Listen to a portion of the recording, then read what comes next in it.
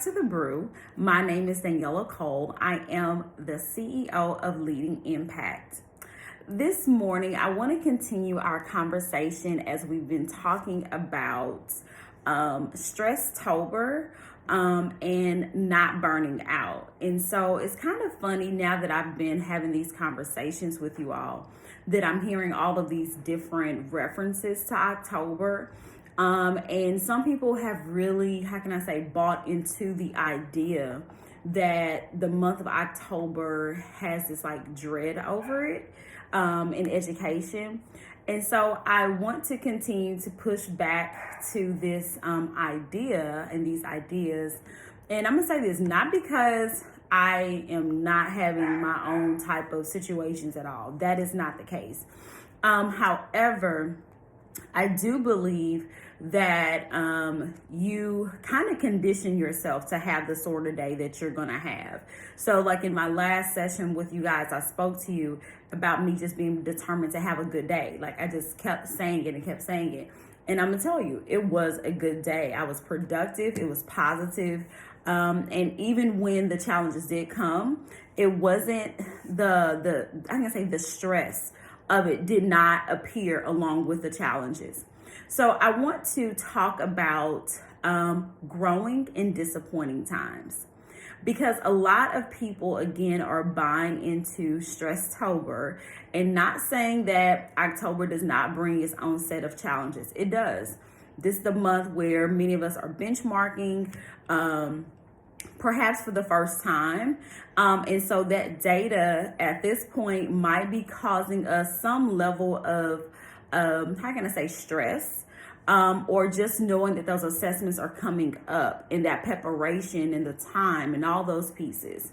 But typically, when we start talking about disappointment usually comes with a whole lot of assumptions. And typically that assumption is that I failed, that I'm not doing well, or that I'm not going to do well. And it becomes a slippery slope of doom, right? Like there's no end to this slippery slope. It just continues and it continues. And then here it builds anxiety. What I want to do is kind of push back against the idea that just because you might be sitting in a moment of disappointment, it does not mean that you're not growing. In fact, disappointment actually gives us the opportunity to foster fresh perspectives and insight.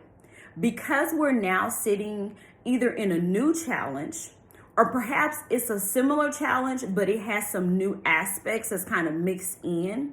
It is forcing us to think a little differently. It's forcing us to rethink about our approach. It's forcing us to reconsider how we interact and then how we actually decide to respond. Then it's also teaching us, and it's really giving us the tools that we need to build our own wheelhouse and those tools that we need later on. Maybe not now, but those tools, we'll be able to pull those back out. But it also builds our grit. It helps us to renew our values and our beliefs. I do believe that when we hit a pivotal moment of, I would say, disappointment or any type of challenge, that it does renew our values and beliefs, because that's what we fall back on. You fall back on what you know and what you believe just to be true in of itself. And so when you're sitting in this moment, or while you're sitting in this moment of disappointment, please don't feel like, oh, I'm not growing, I'm not thriving. You are thriving. You're probably thriving more now than what you were when things were going well. Because when things are going well, just think about it. We're not working hard. We're not staying up late. We're not double and triple checking. We're just going about our day. But when challenge comes, it does force us to kind of, I would say, fine tune some things. And it forces us to look for other avenues and look for other answers and other ways to respond, maybe to similar challenges. But it also strengthens our core relationships and our self-care. Both things are really important. Many of us as leaders, we have some core relationships. We have some people who we can really rely upon. And this is the time where you're showing them how much you trust them. Relationships are based on trust, not on good emotions, not on that good feeling, but relationship is built on trust, on your ability to trust one another. And in this time, we have to depend on each other in order to meet the goal. And so right now, you're having to strengthen those core relationships, how you're communicating with your core team, with your core staff. That matters the most right now. So think about the nutrients. Think about how are you pouring into those people and how are you showing them your level of trust and confidence in their abilities. Secondly, it's also self-care. Because now you cannot do it all. It's too much for you to do. And that's probably why you're sitting and having a moment of disappointment. Part of it is that we're trying to have 8 arms and we only have 2. And we have to realize we're human. These bodies, they break down, okay? There's only one of you, who's one of me.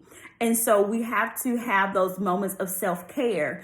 And many times we sit in disappointment, not understanding that it's not really so much the disappointment, but it's the lack of self-care. It's the lack of us relying on those people who are really there to support us. So take the moment to just get a fresh breath of air. Take a moment to step away. This is going to help sharpen your saw. This is going to help provide you with that fresh perspective that you need in order to grow, even though you're sitting in a moment of disappointment, in a moment that may be uncomfortable. Discomfort does not mean that you're not growing. I want to keep saying that. Discomfort means you are growing, you are thriving. Growth hurts. And so that's where the disappointment comes from. Perhaps this is your 3rd attempt and that's okay. Keep trying. Keep pulling on your core team. And I would say also continue to tap into what you believe and you know to be true. Do not stray away from your values and from your beliefs. Lastly, I just want to really hone in on this last point because I truly believe as educators and as leaders, this happens to be one of the pieces that we just kind of just fall away from. We have to be willing to listen to others around us. The disappointment a lot of times is coming from the fact that we feel like we have all of the answers and we're only relying on ourselves. And it kind of go back to me saying, hey, you have a core team, but I want you to expand yourself and start to think about who else has the answer and has the skill set.